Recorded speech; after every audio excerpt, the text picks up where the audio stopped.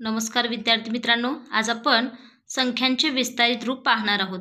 आता विस्तारित रूप म्हणजे काय, तर ती संख्या कोणत्या घरात कोणत्या स्थानात बसलेली आहे याच्यावरून आपल्याला त्याचे विस्तारित रूप करता येते. बघा, आपलं पहिलं उदाहरण आहे 998. आता याच्यामध्ये किती शतक, किती दशक आणि किती एकक आहेत हे आपल्याला काढायचे, म्हणजेच काय, त्या संख्येचे विस्तारित रूप. आता बघा, एकक, दशक, शतक. 9 काय म्हटले, शतक. मग शतकामध्ये किती शून्य येतात, तर 2 शून्य असतात, म्हणजे 9 वर 2 शून्य द्यायचे, अधिक हे 9 आहे तसं लिहून घ्यायचं. आता बघा बरं, एकक, दशक.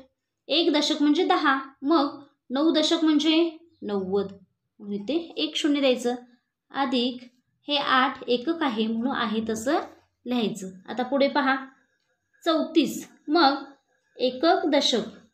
3 दशक म्हणजे किती, 30, अधिक 4 एकक म्हणून आहे तसं 287. आता ह्या 2 लाद्या आहे तसं आपल्याला लिहून घ्यायचं आहे.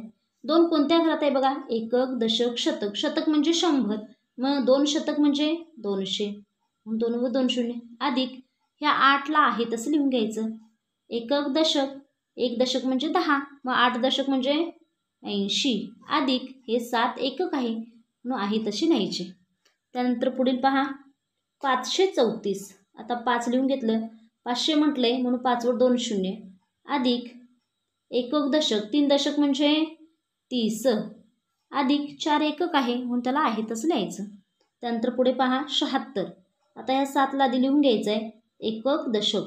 1 दशक म्हणजे 10, तर 7 दशक आहेत म्हणजे किती, 70, अधिक 6 एकक आहे म्हणून आहे तसं लिहायचं. त्यानंतर पुढचं उदाहरण पहा आपलं 301. आता ह्या 3 ला आधी आपण आहे तसं लिहून घ्यायचं आहे.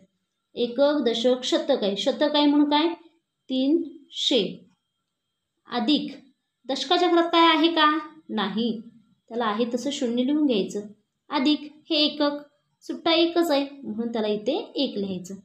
त्यानंतर पुढील उदाहरण पहा, 90. आता काय करायचं आहे, ह्या 9 ला आधी आहे तसं लिहून घ्यायचं आहे.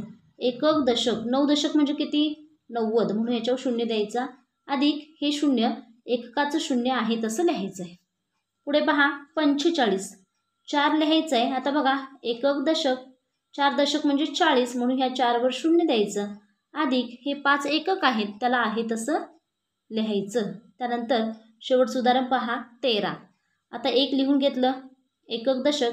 1 दशक म्हणजे किती, 10, म्हणून इथे शून्य दिला, अधिक हे 3 आहे तशी लिहायची, कारण ते एकक आहे म्हणून फक्त 3च. ठीक आहे, अशा पद्धतीने तुम्ही संख्यांचे विस्तारित रूप लिहू शकता.